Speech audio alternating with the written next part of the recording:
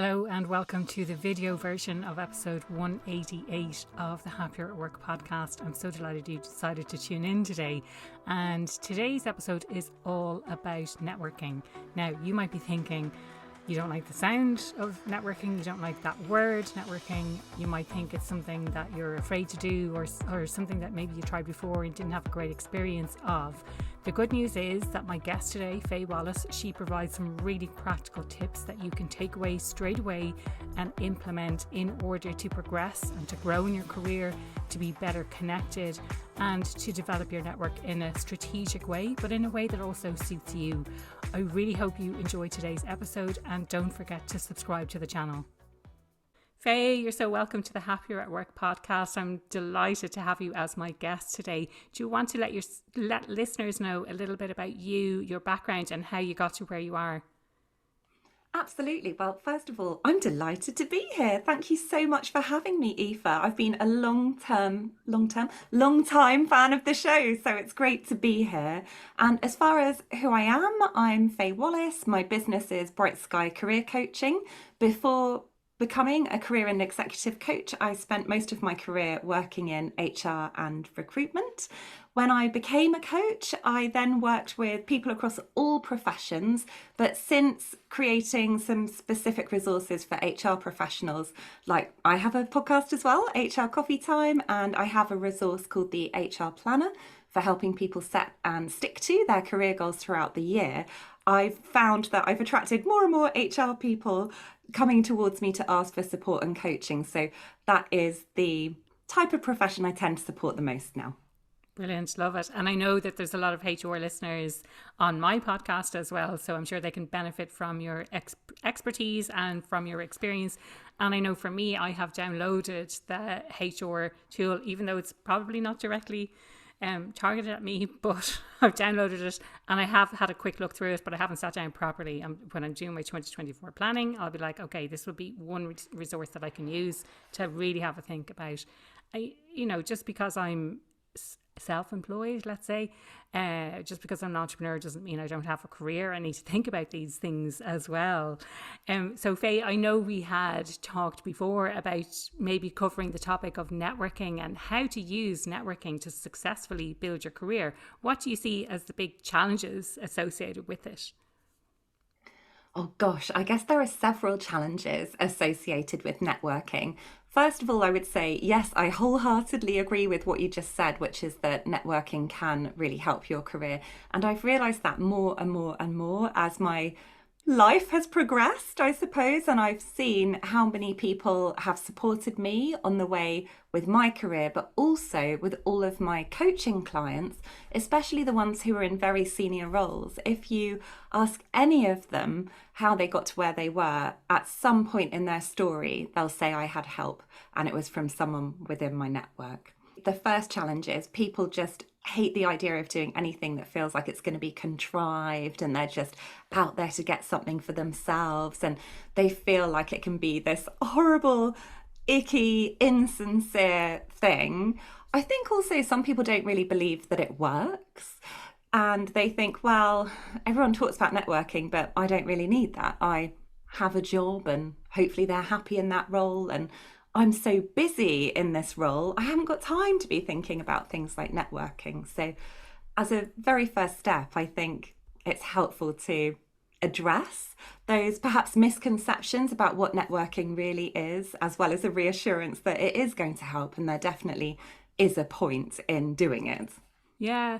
And I suppose if I cast my mind back to my corporate days, the only networking really, or how I would associate networking is when we as an organization ran events, or if I went along to an industry-based event as well, like showing up at those things. And if I think back, there was one time that one of the senior managers in the team couldn't make it to this event, and I went along with another one of the senior managers. Felt so completely out of place. Talk about imposter syndrome, and you're kind of hobnobbing, for want of a better word, with all of these other people who you perceive to be quote unquote better than you. You have this perception that you're in the wrong place.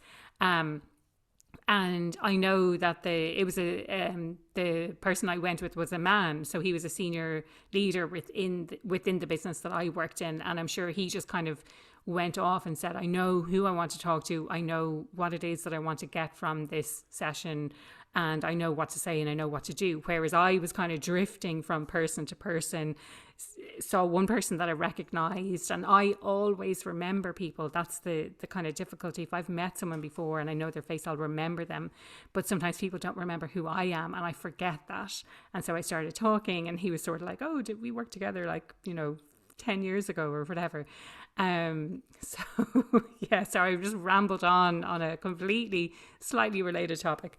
But I suppose that is maybe what people think that networking is. Do you want to talk a little bit more about in your experience, or the experience of your clients as well, some of the examples of what networking is?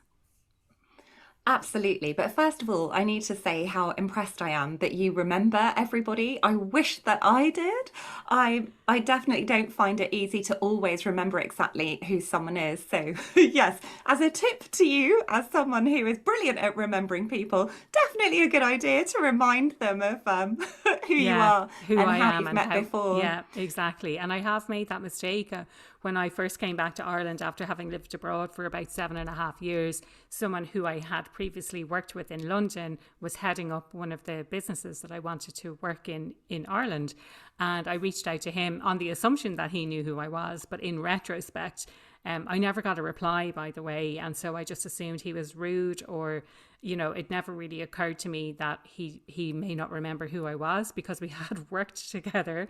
But it just goes to show, I think you do need to take that time to remind people how they know you. And it was years later that I realized, I was like, oh, maybe he didn't actually remember who I was. I should have introduced myself. Because interestingly, someone else from that business, but who was working in a different location, reached out to me and said, oh, you should apply for a job in that place. And I was like, oh, that's interesting, because I never heard anything back from the guy, Anyway, I will let you continue, Faye. That's such a good point, though, about the reminding people who you are. And it makes me think of LinkedIn and networking on LinkedIn, when you can send connection requests to people. And I had a similar experience to you, Aoife, with that person. I sent a connection request to someone who I worked with, oh my gosh, more than 20 years ago now. That makes me feel like I'm getting old. But I was so surprised when she didn't accept my connection request. And it was only after I thought about it afterwards, I thought, she probably has no idea who I am, because I was really junior and she was quite senior, and I was only in that organisation for a short period of time. So she's probably thinking, who is this random person sending me a connection request? So I guess within this broader theme of networking that we're talking about today, LinkedIn is something that I think is an incredible tool when it comes to networking. So it's good advice for on there as well for when you're sending connection requests. Definitely. And again, like, this has kind of sprung a memory from someone who I worked with in Australia. We would have done some training together, and LinkedIn at that stage was probably relatively in its infancy. I remember when I first signed up, it was when I lived in London, and only one other person in my organisation, and I'll let you know a little secret, Faye, it was someone I didn't really like that much, so I didn't connect with him on LinkedIn. So yeah, I sent her a connection request, still relatively new, and she replied and said, we don't know each other that well, so I'm not going to accept it. And I just think how things have evolved now on LinkedIn. Like, I receive random requests from people without even a message, and if I think that their headline looks interesting, or that we could be collaborators, or that their business is interesting, or that they might find my business interesting, then I'll happily connect with that person, Oh, absolutely. It has definitely really changed. But I've taken you off on a tangent down LinkedIn. You asked me, exactly. Yeah. you asked me if I could talk about what networking is. And I suppose the way that I would define it is to say it's about building and maintaining relationships. Because I think when you think of it like that, it feels far less icky and uncomfortable and horrible. In fact, it feels much more of a human, natural thing to do, because everyone can build relationships. All of us has got relationships. Even if Yeah. it's only a handful of people that we're close to, we have got that handful of people. So it shows that we have all got the skills to network, even if we're doubting ourselves and thinking, oh, I just don't think I can do it. Well, I'd challenge anyone who's feeling like that into saying you absolutely can. So Yeah. on a very broad level, that's what I would describe it as being. Yeah. When it becomes particularly effective, though, is when you are intentional about it and you do make sure that you're doing that nurturing part as well. So being a little bit strategic and planned about thinking about your network and thinking, are there people that I would benefit from seeing if I could add them to my network in real life as much as on LinkedIn? And actually, am I doing a good enough job of looking after the relationships that I do have? Yeah. Where everyone is so busy, it's really easy to lose sight of those two things. Yeah. For me, I think that's something where I fall down a little bit in some ways. Well, you know what? I used to be really good at the personal maintaining of relationships, sending WhatsApps, connecting with people, keeping in touch. And recently, whether it's a sense of overwhelm, whether I'm just too busy, and I don't really like using that word, but just getting on top of things, it's when I send that message and someone replies, then it's like, oh, now there's an obligation to reply again and get into a kind of a conversation, which takes time as well. But I was always one of those people who was kind of nurturing my personal relationships, probably didn't do it in an intentional, strategic way for business, certainly when I was in corporate, but it's definitely something that I could work on. Any insights around how to nurture those relationships, whether it's using tools like LinkedIn or something else?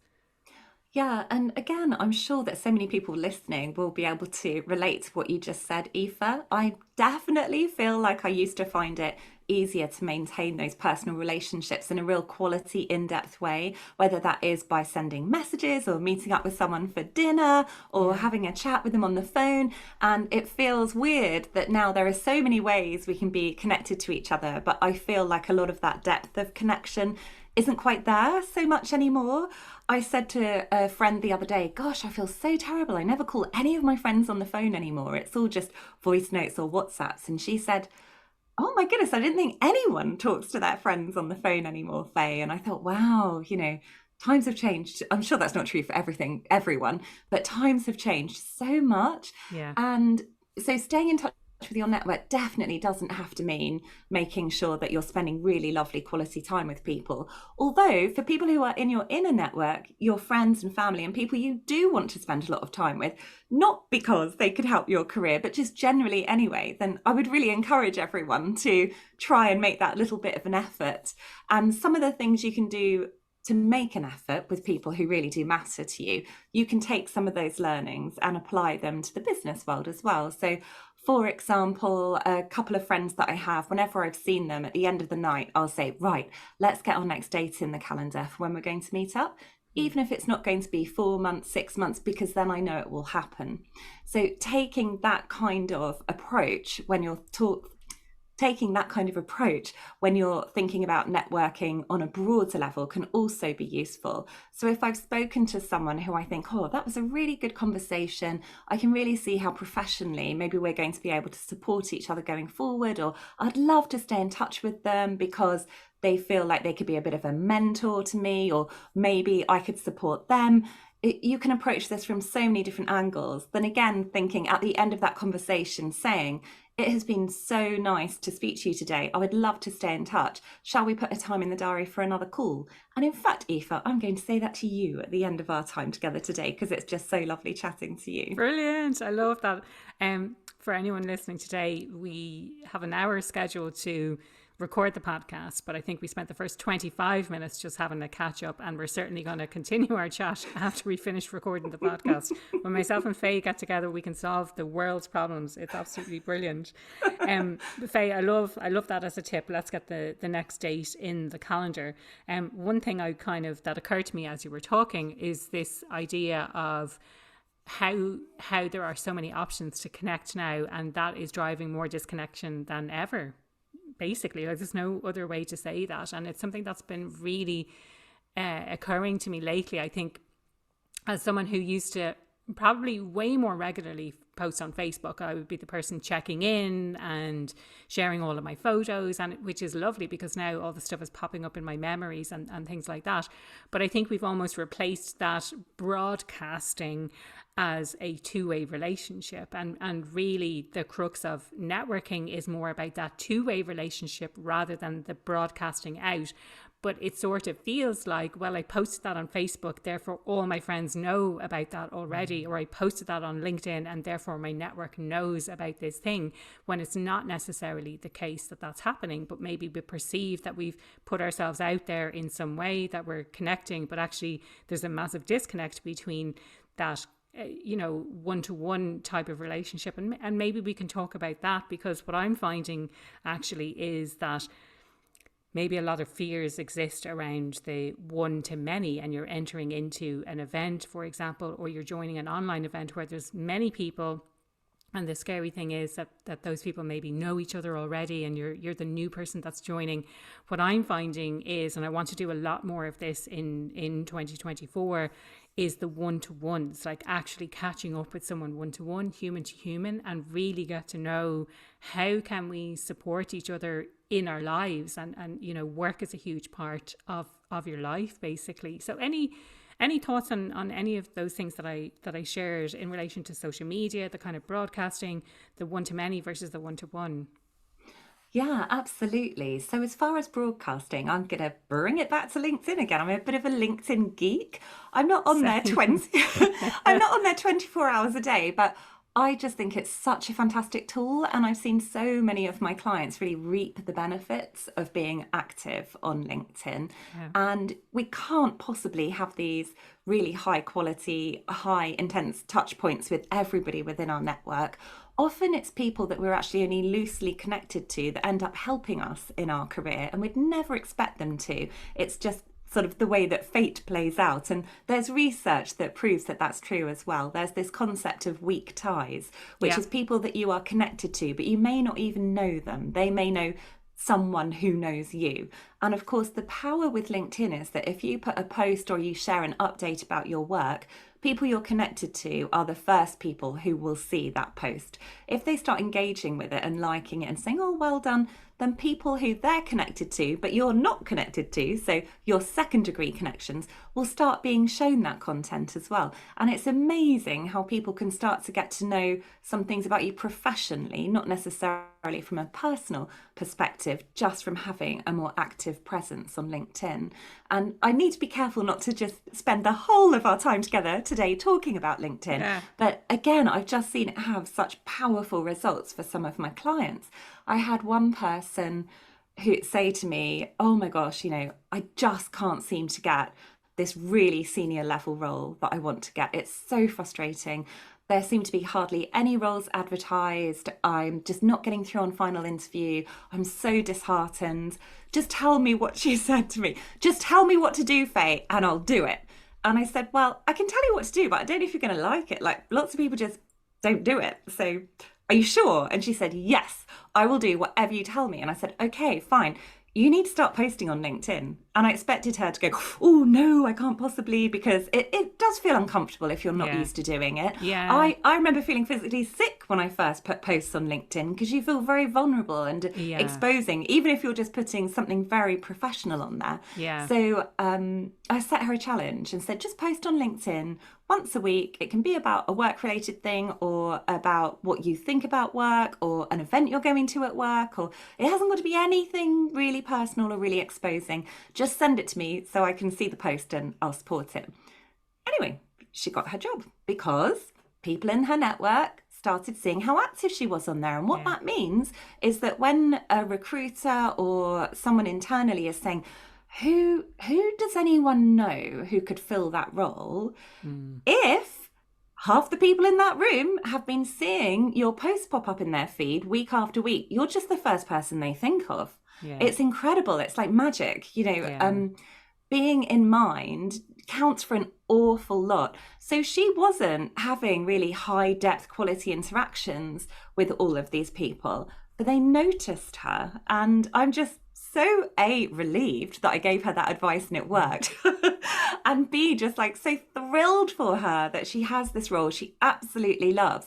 And it was her network that was able to get it for her without her even having to pick up a phone to anyone or message anyone directly. It was just from making herself that bit more visible to her network and making sure. I also said to her, you have to connect with everyone you have ever worked with and everyone who you've ever met professionally so that they'll be seeing your posts as well. Yeah, I think some really solid advice. And I think a lot of people don't know that roles are not necessarily advertised. So if you're finding exactly like Faye, your client, the issue that she had, that roles are not being advertised, or that you're getting to the kind of the final few and it seems like there's not much out there, it's probably because the roles at that level are not being advertised, that they're actually being recruited just through people's networks. Like, do you know anyone for this? Because I was going to say, like, advertising is sort of the last resort. I wouldn't say it's the last resort, but like, people are definitely going to try and go down a more cost-effective route by getting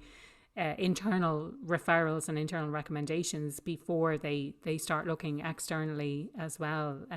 Or like, I don't mean looking externally, but rather starting to advertise publicly that the role is available. That if they can fill a role without having to advertise it, then it's going to save them a good bit of money.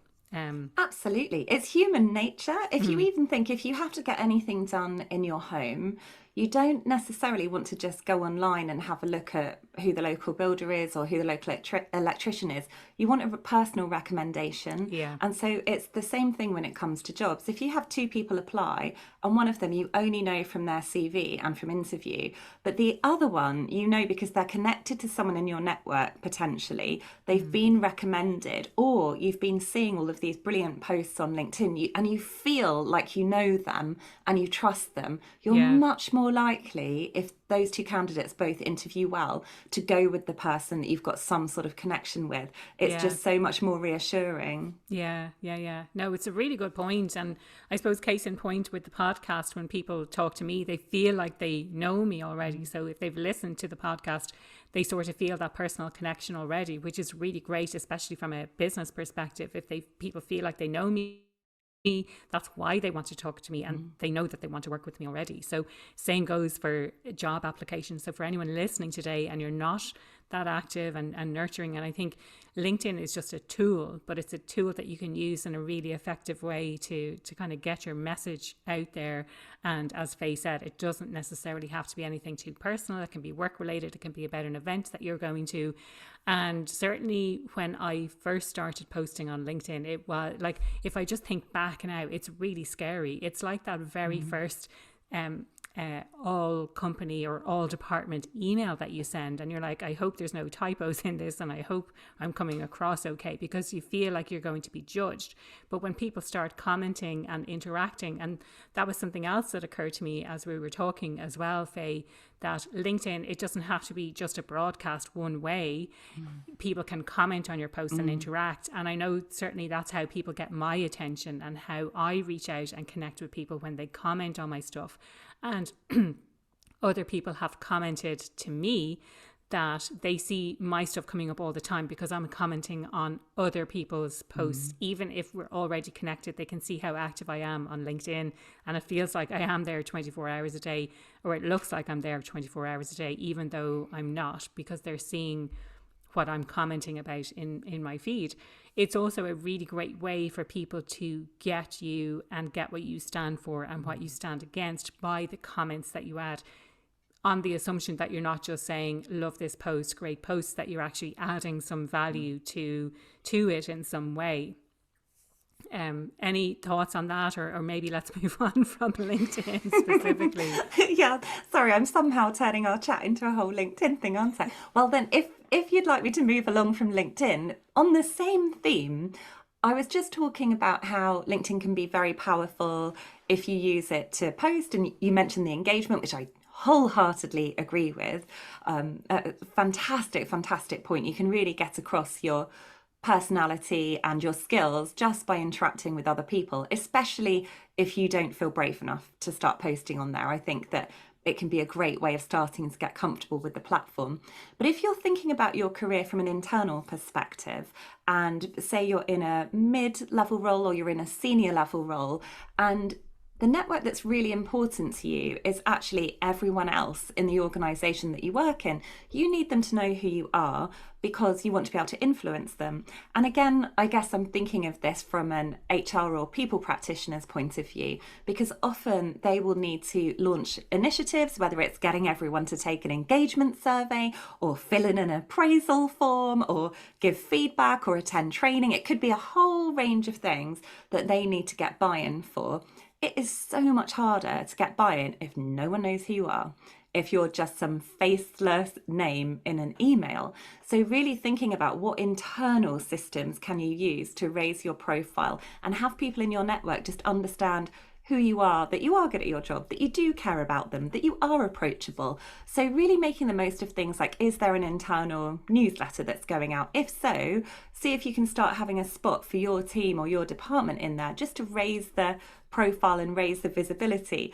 Is there an internal podcast that you could volunteer to go on and have a conversation and talk about some of the work that you're doing or talk about yourself personally? Are there social events happening within the organisation and you never go to them because you think, oh, that's not my thing, or I'm too busy? Well, actually, could you push yourself out of your comfort zone to start attending some of those? Because then people will get to meet you in real life or virtually if they're virtual social events, and start to feel like, oh, that's not just a person who's asking me to do stuff all the time.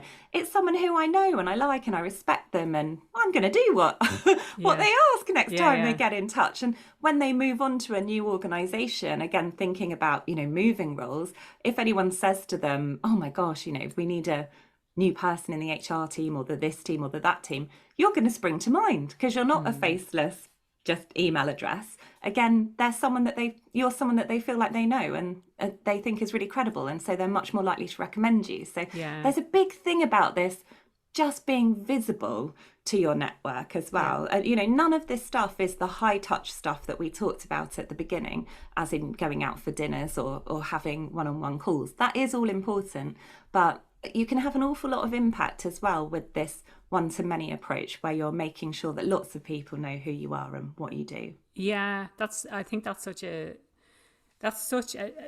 some solid advice, but it's such a nice approach and such an important thing to do. I think thinking about like, how can I become more recognizable or visible internally? Now, something again came to mind when you were talking about that, and it was I worked closely with a European team in one of the roles that I had, and so we would get requests, well, in a few of the roles actually I've had over the years, but you would get a request from someone, and when that person is a faceless person and it's someone at the other end of an email, it makes a huge difference when you meet in person. So this lady came from, I won't say which country, but she came from somewhere in Europe, and she came to visit us in the Dublin office, and it just made such a difference. So when I saw her name coming up, she was now a human. She wasn't just an email address anymore. And I think it just makes such a difference. Like, fair play to the companies who have built an entire organization on the remote model. I think it's so important to have that face-to-face time occasionally as well. I say this as I'm recording in Tenerife, and I'm quite far removed from what's going on in Ireland. But I can see that there's a lot more kind of in-person stuff happening post-pandemic, which is really great to see. But, I think it's that knowing who that person is. And so now when I get an email, I'm like, oh, okay. And that goes not kind of just in my normal emails, but it might go to the top of my list because I've met that person, I know who they are, and I can do that. I loved what you were saying then about being visible through showing that you're an approachable person, because I think sometimes, and I was having to think about this earlier actually, that sometimes we assume that if someone is at a senior position that they're not approachable, that maybe they don't want people coming to them. But I think if you're working in quite a positive culture, then it should be no problem if you wanted to get get some of that one-on-one time from someone who is a bit more senior in the organization, that they should be approachable. And it's finding the way, like, how are you going to strategically do that, and thinking about what is it that you are bringing and what would you like to get from them as well. So it's not just we're showing up and we're going to have a chat, but it's really thinking strategically, what are you bringing to the table? And if you're struggling with that, there's so much, like, you can bring the kind of the feedback from the ground, and, you know, what are the core issues that clients have, or what are the core issues internally that you're having.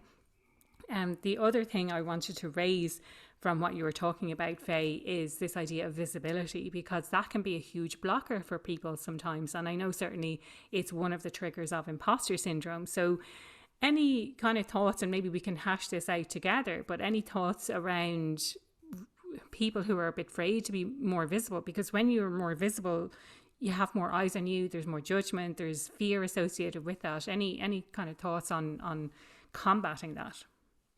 I think for any sort of advice around confidence, which is what that, I guess, ultimately comes down to, and feeling a little bit afraid, is always to start with just thinking, what's a teeny tiny little baby step I could take that's going to help me with that?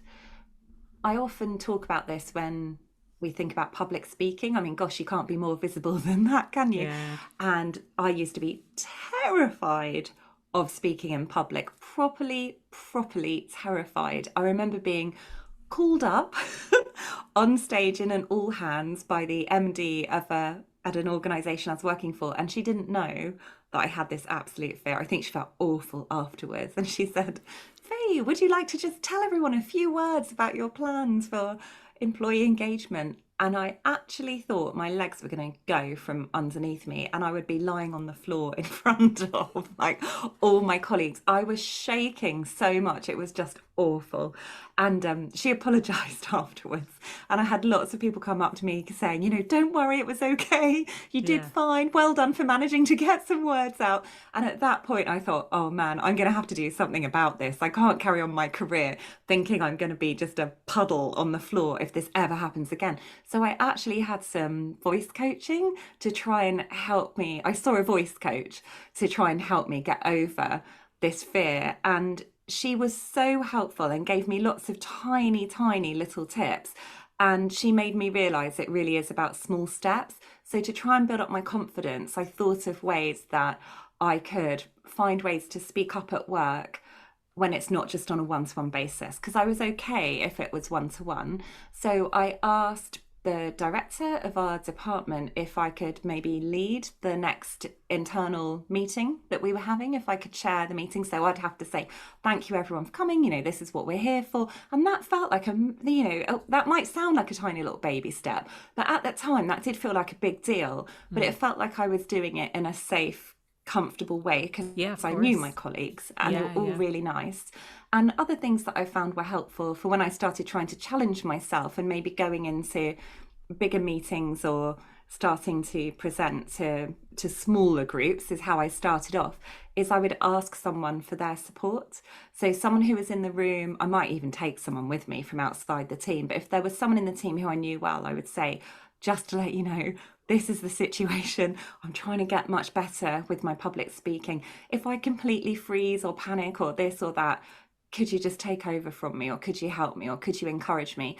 And, you know, I never needed to ask any of them for help, but just knowing that they were there made all the difference. And so I gradually built it up and built it up and built it up. And now I think people would be so shocked if I talk in front of lots of people now. I get, you know, that's part of my one of my services is to deliver workshops and talks, and I can't really believe it if I look back to how scared I was. So it's the same thing really for raising your visibility. Obviously, public speaking and presentations and talking up in meetings, that's one way of raising your visibility. And I've just touched on the little techniques that work for me. But if it's more than that, and if it is the whole networking piece, just thinking, what's a tiny step I could take? Or who's someone who feels the least intimidating that I could approach? Or I remember going to events for the first time and thinking, right, I need to try and do some networking, I'd drag my poor sister along with me. You know, she doesn't work in HR. She's not a coach. She'd come to all these things with me and go, oh, I'm learning. She's a web designer, Aoife. Like, I was taking to her to all of this stuff. But it was brilliant because it just meant I had someone there as a bit of backup and I didn't feel I was completely on my own. If you've got a colleague you could take with you to an event, then ask a colleague if they'll go with you. So it's just these teeny tiny little steps. You don't suddenly need to start becoming incredibly visible, sending out like a newsletter just about you every single week. You know, that's going to feel terrifying. Just try and retrace it and think, what's the tiny thing I can do? Because when you've done that tiny thing and it works and it's okay and it's not a disaster, you do build confidence and you think, okay, I could push it a tiny bit more now. What's the next little step I could take? And you do it and it feels okay. You might have to do it a few times before it really feels comfortable. And then you can do the next one. And what works for all of us is quite individual, which is why I always think coaching is so powerful, because it's not prescriptive. It's trying to figure out what's right for that person. So for anyone listening thinking, oh, I just can't do any of this, I would just really love to set you that challenge of what tiny little thing could you do that's just going to take you one step further. Because once you've done loads of those little steps, suddenly you'll realize it's just not hard anymore and you're actually doing it on a much bigger level and to a point where you're having a real impact. Yeah, no, I love that, and the small steps is something that I talk about as well in the Imposter to Empowered program. It's one of the steps is taking those small steps, and it's about stretching your comfort zone, not stepping outside. So I feel like if you step outside, then you step back in again. But it's about stretching it and getting better every time. And similar to yourself, Faye, like a kind of a core part of my career to date has been, I say public speaking, not really public speaking, delivering presentations to clients, but that was all about data. That was all about sharing insights, and you kind of get better and better the more you do that. You've done all of the analysis yourself until we had some offshoring, but that made it harder to present actually because you hadn't done all of the backup. But you're presenting all of this stuff as your own and you've done the analysis and it's great. You get more proficient at the analysis, you get more proficient at delivering presentations to clients and really understanding what it is they're looking for, because they'll ask questions and they'll say, what's this? And you're telling it not in a chronological way, you're telling it as a story. However, when I started in business, what I found the scariest thing of all was I'm no longer presenting stories about data and insights. It's now sharing personal stories to illustrate what I'm talking about and the research that I've done and things like that. So that to me has been a journey that has been so scary. And if I think where I started is what you described, so presenting to a small room of people about what is my career journey, what is my story, why did I leave my job, all of these things, and then you just build up. And now I can't even remember what it was like doing that, because part of what I offer to my clients is speaking in their organizations and sharing those sometimes very personal stories of mine, of like, this is how I've applied what it is that I'm talking about here. So it is, I think it's really powerful just to take those small steps. It also, when you take those small steps, it really helps you to see how far you've come when you sit down to consider where you were, say, this time last year versus where you are now. Another thing I think that's kind of the overarching theme of networking, and I've heard Rob Cullen, who is, he's quite a prominent networker here in Dublin, and he talks about it's not who you know, it's who knows you. And I think it can apply in so many different contexts. So one example is that, like, because I have the podcast, people know me, and when I go to an event, sometimes people come up to me and I don't know who they are because I haven't seen their content, but they know who I am because they've listened to the podcast. So that's kind of one example. Obviously, there's that example that I shared earlier where I emailed someone on the assumption that he knew who I was, but he didn't. So, and kind of to re-illustrate your point as well from earlier, It's about getting that visibility and making sure that you are the person who is known for being a certain way, for behaving in a certain way, and for doing a really great job, and that you're visible within your organization if that's what you want, or external to your organization, I think as well. That's something I probably didn't do as well as I could have, like getting out to see really senior people and clients, for example, when I was still working in corporate. Had I done that, that might have paid more dividends for me now when I was starting in business, although I became a little bit allergic to that entire industry, and I took a sort of a steer away from that. But I think just for people who are listening today, it is thinking about that internal networking and being visible and who knows you internally, but then getting known within your industry as well, especially as you rise through the ranks. Any kind of parting thoughts to share around that? Yes, I guess my parting thought is there's just so much to talk about with networking, isn't there? Yeah. And we've talked a little bit, well, quite a lot, about broadcasting and networking from a low touch. So where you're doing networking on a one-to-many basis, or you're networking internally. I thought it might be useful if I pull myself back for a moment, because I feel like I've just dived into it, and share a model that can be helpful to keep in mind if you do want to make networking something that you're actively going to be working on to help you with your career. And that is that I think we have got 3 networks it's useful to pay attention to. You've got your personal network, so touched on that at the beginning, and your personal network is made up of all your family and friends, but it can also be those deep ties we were talking about. So people who are more acquaintances, like perhaps if you have a hobby or you play a sport regularly, perhaps you're a runner and there are other people that you go running with in a running club each week, but you don't really know them, you just see them when you turn up each week. They're still people who are in your network. It could be your neighbours. It's just people who you're surrounded with, not in a work context. Then you have got your internal work network that we've talked about, how important it is to be thinking about that network as well. And then you've also got what I call your external professional network as well. So that might be made up of people who you used to work with, or who you've met at events, or who you really admire, or perhaps you're following them on LinkedIn. They're probably going to be a little bit more distant, but I guess not necessarily if they're made up of people you used to work with as well. And ideally, you want to be keeping an eye on all 3 of those networks, because they can all help you in different ways. And I'm always surprised by the number of people in friendship groups who don't know what each other does. Because I think when we're outside of work, unless we're really, really, really interested in work, you don't always necessarily talk about it all of the time. And what I've realized is that by talking about it, especially if you have a challenge at work, often it's people in your personal network who are able to help, and you didn't realize that beforehand.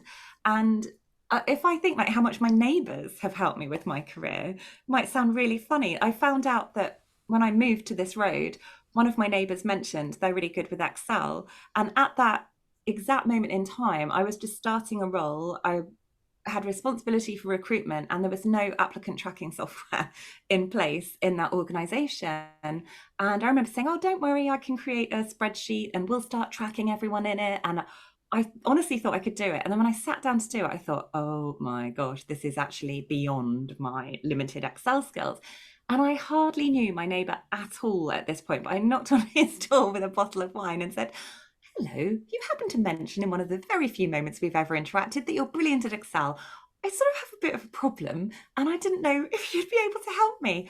I mean, honestly, he was amazing. I can still picture him sitting at my dining table, kind of lifting his hands up, putting them on the keyboards, whizzing away for a bit, and then just creating the most amazing homemade Excel applicant tracking software system spreadsheet for us that we used for years. It was phenomenal. And so that again is an example, like your network isn't necessarily just going to be helping you with getting a new job. They might help you succeed in the job that you have, or just turn to for support and advice and resources. There are people all around us, they don't even need to be doing the same career as us, who are going to be very happy to help you. And of course, you're going to want to help them as well, because coming right back to what I said at the beginning with the definition, it's about building relationships. And to build relationships, it's give and take. It's making sure that, yes, as long as you're making sure everyone in the organization knows who you are and that, you know, you're great at what you do, you also want to make sure you're not just trying to take from your network all the time, and that you are, when I say nurturing it, I mean helping people within your network and paying attention to them. And when you were talking about, you know, oh gosh, it can be really scary to have to talk about yourself or present if it's not data. If I think of, I totally agree with you, by the way, but if I think of one-to-one networking as well, which can feel terrifying if you've not done it before and you've just had a meeting set up with someone and you don't really know them, I think that tip that is from that book, How to Win Friends and Influence People by, is it Dale Carnegie? Yeah. He says always, ask the other person questions. It's not all about you. Try and learn as much about them as you possibly can. And I just found that is so true. It's such brilliant advice. So as well as being out there in the world thinking, okay, I need to make sure I'm paying attention to networking and that people know what I do and, you know, how they could potentially help me, just also really be asking questions all the time, show an interest in other people, find out what's important to them. And then it's so much easier to nurture that relationship and it feel much more natural, because that's what you would probably do normally anyway. And then if you do want to reach out to someone or you're thinking of ways to nurture your network, it can be simple things like, oh, you mentioned that you're really interested in this particular topic. Did you spot this was on the news? Here's the link. I thought you might like to see it. Just little tiny touch points can be built in if you do also want to do a bit more of that one-to-one networking as well. Yeah. I just threw everything at you, Aoife, that I thought, oh, I want to make sure I've told you all these things as well. But no, it's brilliant. And I'd love to just kind of reiterate what you were saying. And like, your friends often don't know what you do because it's hard to explain what you do in your career unless you can talk about a company that's really well known. And even then, people probably don't know what your job is on a day-to-day basis and what it entails and the challenges that you have. So really interesting point that you bring up there. I love this idea of asking for help. So sometimes people really struggle. I know I'm the kind of person who struggles with asking for help, actually lifting the phone or putting a call out there and say, can you help me with this? It feels very daunting and it's vulnerable and it's challenging to do. So I love the idea that you can ask people within your network for that help. And then it's like I've jotted down, it's the idea of reciprocity. So it's not just being a taker all the time, and it's about giving back to people and helping other people, because I know certainly I've had those people in my life, and I'm sure people listening today can relate to that as well. You don't want to associate with people who are takers all the time. And I haven't read Adam Grant's book Give and Take, but I think he addresses these issues on it, doesn't he? This idea of being a giver, being a taker, or being more into the idea of reciprocity. I think he uses a different term. But the idea that nurturing is actually helping your network and being available to them and not just taking all the time. You've reminded me of the fact that one-to-ones can be scary, because of course now I'm saying, oh, and I want to have more one-to-one conversations with people rather than the one-to-many and showing up in these groups where you don't really get the opportunity to connect on a one-to-one basis. But if I think back to earlier in my career, having those one-to-one sessions was a bit scarier, and like just inviting people for that, I think it comes much more easily and naturally to me now, and it has resulted in some amazing collaborations and just really fruitful discussions. And like this, even this conversation here, I mean, we would have initially connected one-to-one, but this is like a one-to-one conversation where we have, you know, more of a guide as to what we're talking about. And I love this idea of asking questions. And something that I did recently, actually, I had someone in my network connected me with someone else who was interested in doing the master's program that I had. So we connected, we chatted, we had a brilliant chat actually. And he had done a different master's and he had just shared his his dissertation with me, and it sort of fizzled out. I followed up once, maybe twice, I can't remember, but it just sort of fizzled out and we didn't have a conversation again. But I saw something in the news a couple of weeks ago and I sent it over to him and I said, I'm not sure if you've seen this in the news, but it reminded me of you and our conversation. And he wrote back and he said, I'm so embarrassed. I don't know what happened. I must have been really busy at the time, but I never got back to you. I'd so love to keep in touch. So it was just that little thing that kind of brought the spark back into, and we're having a conversation next week, actually. And then the other thing that I used to do way better than what I do now is just sending, like if I see an article, I'll send it to someone and say, this reminded me of you, or I think that you might benefit from this. And again, with the podcast as well, sending specific episodes to specific people. I need to get back into that. So thank you for inspiring me today, Faye, to do that. Oh, you're very welcome. I'm really pleased it was helpful and a little bit inspirational. That's wonderful to hear. Absolutely. So Faye, the question I ask everyone who comes on the podcast, what does being happier at work mean to you? Being happier at work, if I really think about that for a moment, I think for me, it's about having a level of self-awareness and understanding of what it is that you really want from work, and then being proactive about trying to make it happen. Often when we're feeling really unhappy, it's because we've got a sense that we don't really like where we are or what we're doing, but we just don't know what to do about it. So when you've got that real clarity on what is it that's important to you, what is it that you want to be getting out of your career, and I mean going on a more granular level than just, I just want to be successful, or I just want to get promoted, really, really thinking about that, and also how it fits into your whole life, because we're not going to be happy at work necessarily if we feel that stuff outside of work isn't happening as well. So I think that's probably how I'd describe happier at work for me. Brilliant. Love it. And Faye, if people want to reach out, if they want to connect with you, what's the best way they can do that? Unsurprisingly, given how much I've talked about LinkedIn, feel free to connect on LinkedIn. It would be lovely to see you on there. And if you want to send the connection request, it would be great to know that you are reaching out because you listened to this episode. So I'm on there as myself, Fay Wallis. I'm Fay without an E on the end, and Wallis is spelt with an IS on the end instead of ACE. Or you can come along to my website, which is brightskycareercoaching.co.uk. Brilliant. And don't forget to mention your own podcast, because since people are listening to a podcast here, I always like to say, give a shout out to your own podcast and also the HR Planner as well. Oh, thank you so much, Aoife. What a brilliant example of helping someone in your network. I really appreciate it. So I've talked about networking loads on my podcast as well. So if you'd like to hear me rambling on about networking on there, or you want to hear some other career-related topics, please do hop on and listen to HR Coffee Time. The HR Planner, there is a free version and a hardback version. It is something to help you set your goals and stay on track with them for the whole year. And you can access both of those on my website as well. Thank you so much, Aoife, for letting me mention those and encouraging me to mention them as well. Absolutely, no problem. It's been an absolute pleasure talking to you, Faye, today. And you've inspired me now to think more strategically about networking as we enter 2024.